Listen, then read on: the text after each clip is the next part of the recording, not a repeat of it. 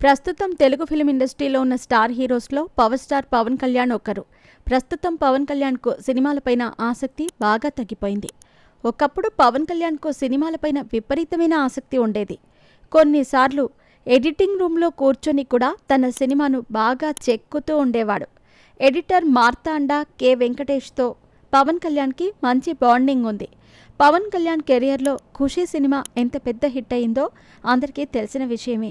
ఆ తర్వాత పవన్ కళ్యాణ్ దర్శకుడిగా జానీ అనే సినిమాను తీశాడు. ఎన్నో అంచనాల మధ్య వచ్చిన ఆ సినిమా బాక్సాఫీస్ వద్ద డిజాస్టర్గా మిగిలిపోయింది.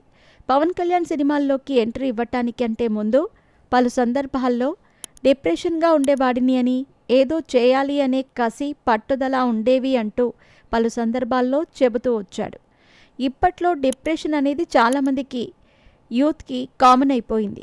అయితే ఈ మెంటల్ హెల్త్ అనేదానికి ఎవరూ అతీతులు కారు. పవన్ కళ్యాణ్ ఇంట్లో వాళ్ళకి డిప్రెషన్ వచ్చినప్పుడు తిండి మానేసి బయటకు వెళ్ళి తోట పని చేయండి అని చెబుతూ ఉంటారట.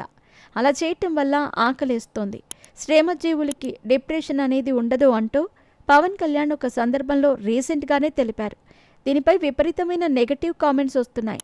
డిప్రెషన్కి ఆకలికి ఏమైనా సంబంధం ఉందా?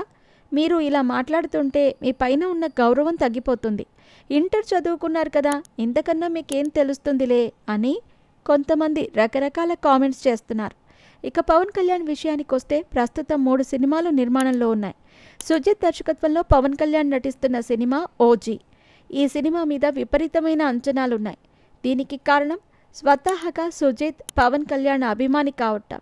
ఈ సినిమాతో పాటు హరీష్ శంకర్ దర్శకత్వంలో రాబోయే ఉస్తాద్ భగత్ సింగ్ సినిమా మీద కూడా విపరీతమైన అంచనాలే ఉన్నాయి.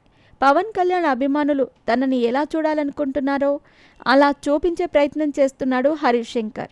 పవన్ కళ్యాణ్ కెరియర్లో ఎంతో ప్రతిష్టాత్మక చిత్రంగా వస్తున్న సినిమా హరిహర వీరమల్లు. ఈ సినిమా మీద కూడా విపరీతమైన అంచనాలున్నాయి. పవన్ కళ్యాణ్ ఈ సినిమాలను వీలైనంత త్వరగా పూర్తి చేసే ఆలోచనలో ఉన్నట్టు కూడా తెలుస్తోంది.